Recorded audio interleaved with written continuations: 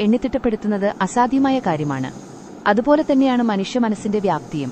ഒരു അളവുകോൽ കൊണ്ടും അത് അളന്നു തിട്ടപ്പെടുത്താൻ സാധ്യമല്ല.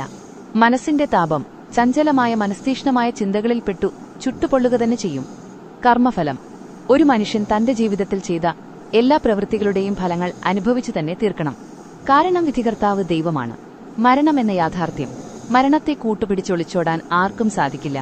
മരണം ഒരു രക്ഷാമാർഗമല്ല, മറിച്ച് അതൊരു കെണി മാത്രമാണ്. ഇഷ്ടങ്ങളെ സൂക്ഷിക്കുക.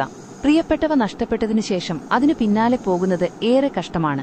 അതുകൊണ്ട് അവ നഷ്ടപ്പെടാതെ സൂക്ഷിക്കുക. തൃപ്തിയും അസൂയയും. കൈയിലുള്ള 1 രൂപയിൽ നീ തൃപ്തനാണെങ്കിൽ പിന്നെന്തിന് മറ്റുള്ളവരുടെ ഉയർച്ചയെ സങ്കടത്തോടെ കാണുന്നു?